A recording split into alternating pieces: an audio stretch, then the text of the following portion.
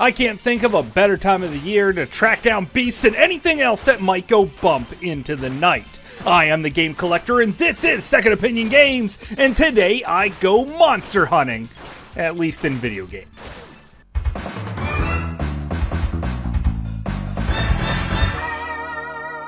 Second Opinion Games.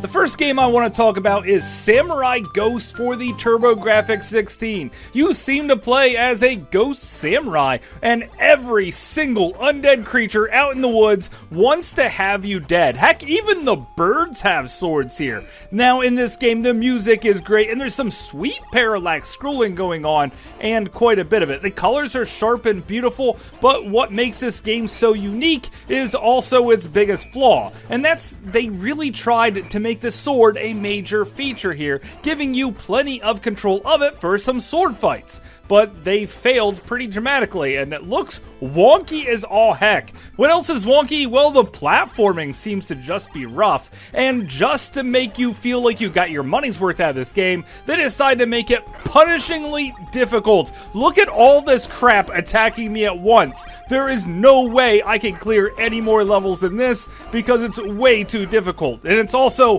one of the more expensive games for the TurboGrafx.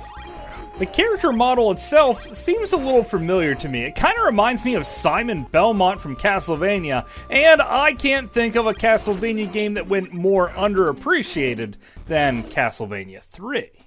For one, it looks like a fan-made ROM hack of the first Castlevania game, mixed with a couple of Castlevania II elements such as backtracking and exploring every nook and cranny. But it did add one really cool trick. Some extra characters, such as Grant, who could walk on walls, and boy does it ever come in handy. But most people just stick to Alucard. Yes, that's right, Alucard himself was introduced in this game. There's also quite a bit of story here and tons of gameplay, probably because you're going to be dying a heck of a lot.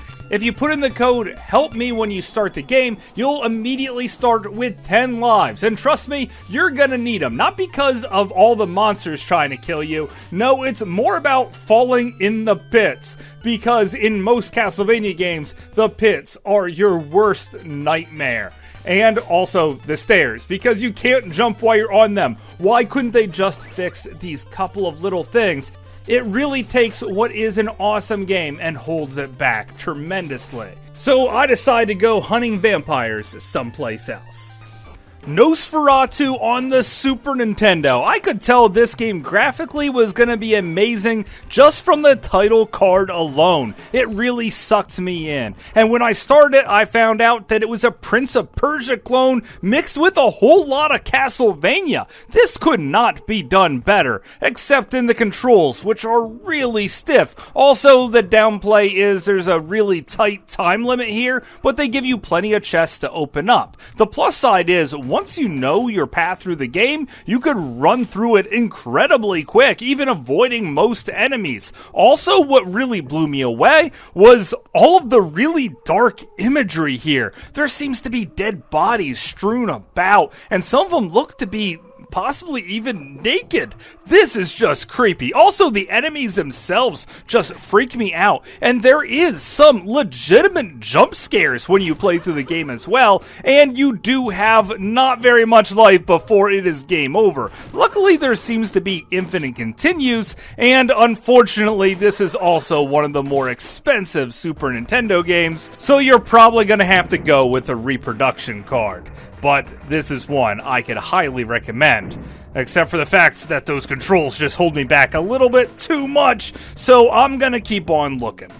So I turned to Bram Stoker's Dracula. I figure, how can I go wrong playing as Keanu Reeves fighting against the evil undead that goes bump in the night? After all, he's John Wick. He can take on anything, even with his bare hands. Except for the fact that a million crows, bugs, and other insects try to fight you off. Now, I really like the idea behind this game. The backgrounds are really cool, and they seem to be 3D rendered real environments, and it's just really cool. Also, your character itself stands out as a digitized model, but they did so kind of bad. Matter of fact, this game is full of glitches. Sometimes when I get too close to enemies, I can't actually punch them, and occasionally I will make it all the way to one side of the screen, and it won't let me transition into the next level. If you do manage to make it through this game, well then, holy crap, are you ever good? Or you knew the code for infinite lives, because when you die, you start up exactly where you died.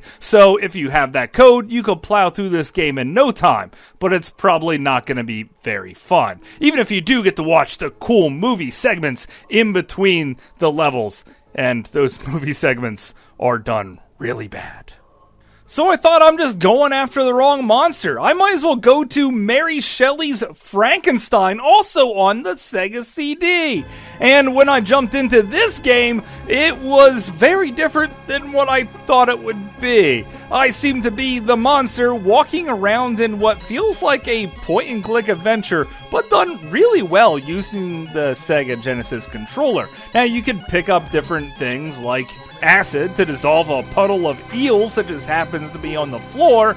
Yeah, that makes total sense. Also, you'll eventually come to some fight scenes where it becomes a one-on-one fighter game.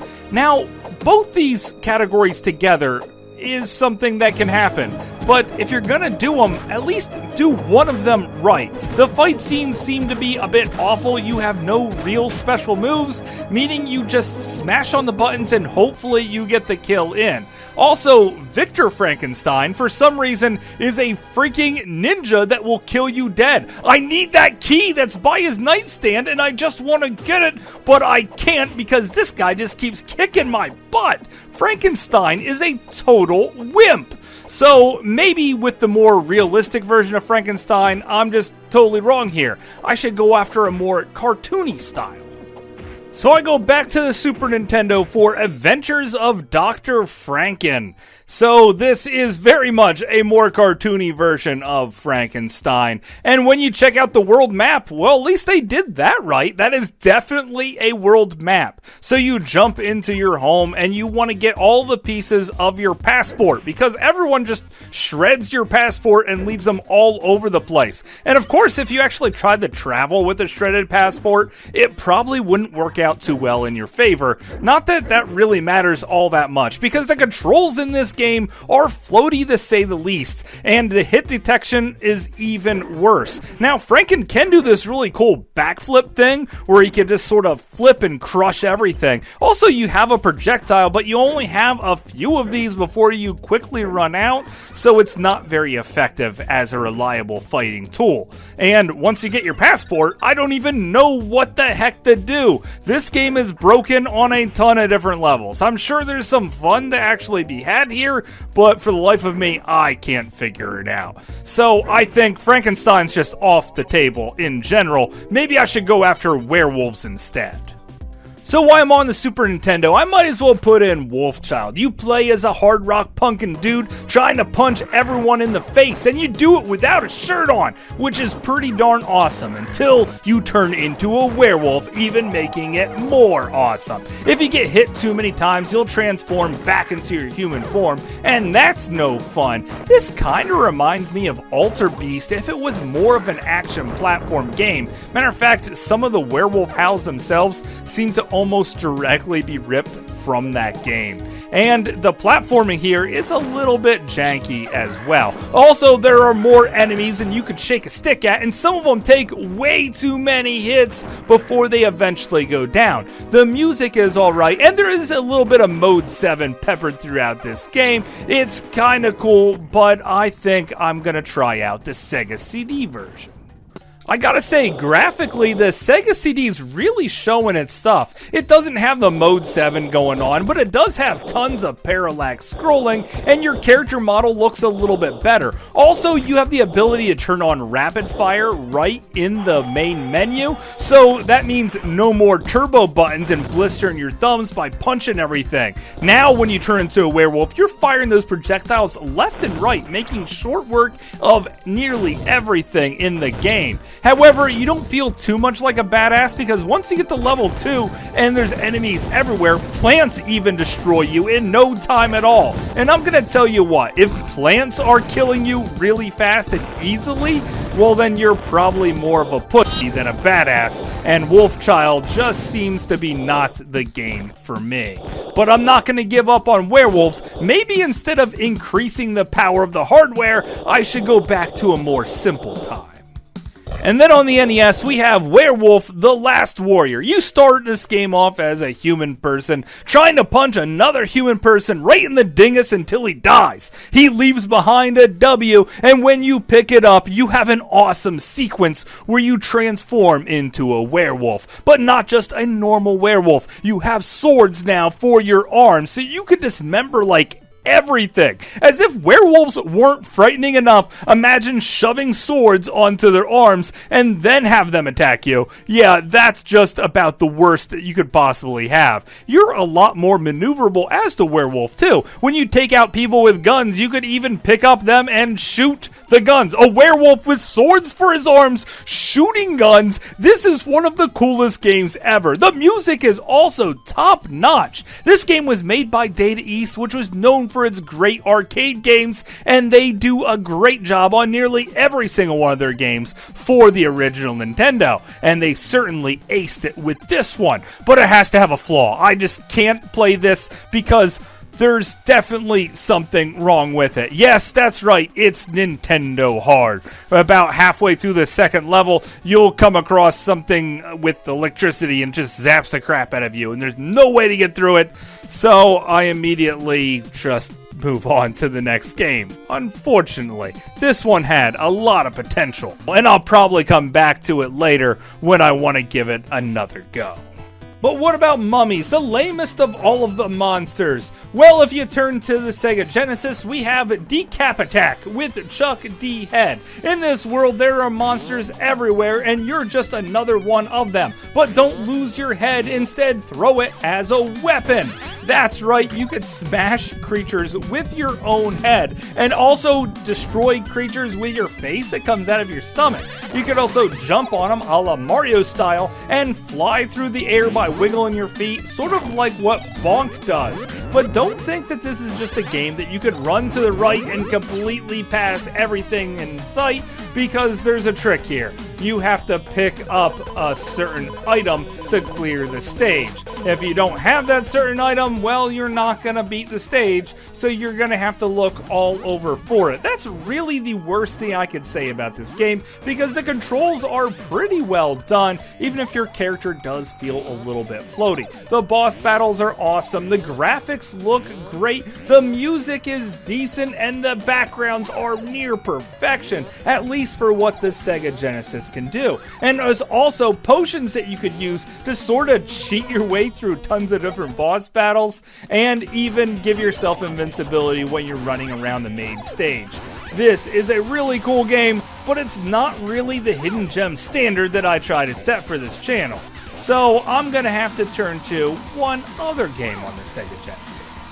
Oh My Mummy Genesis. This was a fan-made conversion of an old microcomputer game. It's kind of similar to Pac-Man, but instead of eating dots, you just run around a bunch of sarcophagi, trying to open them up and steal their treasure. You need a couple pieces of treasure and a key to move on to the next level. If you do so, the next level is going to be harder, and then harder again. Sometimes the levels are pitch black. This makes things really difficult. But luckily, once you clear them, you're going to get back to the regular difficult levels. The mummies here relentlessly track you down, and if you're really unlucky, then you'll come across one of these red mummies, which you'll unleash upon the world, and they will track you down at all costs. Usually, when I get hit, it's because of these red guys. Now, you can clear the level as soon as you collect the different amounts of keys and items to do so, but if you manage to clear everything, you'll get an extra bonus in your scoreboard,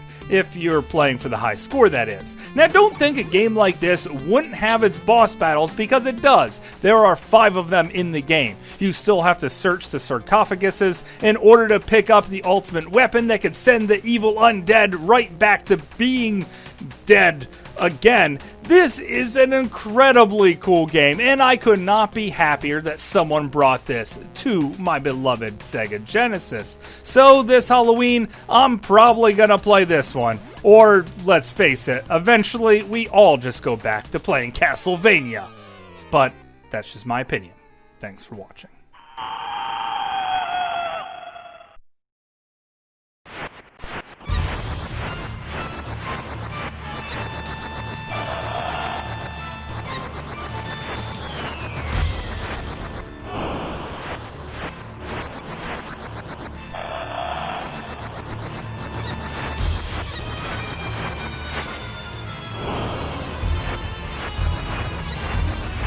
Hopefully you guys enjoyed this video. I had a great time making it. Nosferatu was an unbelievably high quality game, and I really wish it would get a remake, just fixing the controls a little bit. Also, Mary Shelley's Frankenstein was a lot worse than I ever thought it would be. Also, I was really disappointed in Bram Stoker's Dracula. I think there was a lot of potential here, but they just rushed it through a little too quick. If they would have took their time, we really could have had an excellent game. Decap Attack is one of the best games that the Sega Genesis has to offer, but boy am I happy I found that Oh My Mummy game, because it is just a lot of fun. So hopefully I encourage you guys to jump outside of the Castlevania box that everyone seems to be stuck in every Halloween and play a lot more monster-related video games. And if I missed your favorite, make sure you let me know what it is in the comment box down below, and maybe I'll cover it in the future. So until later, I will see you again, guys.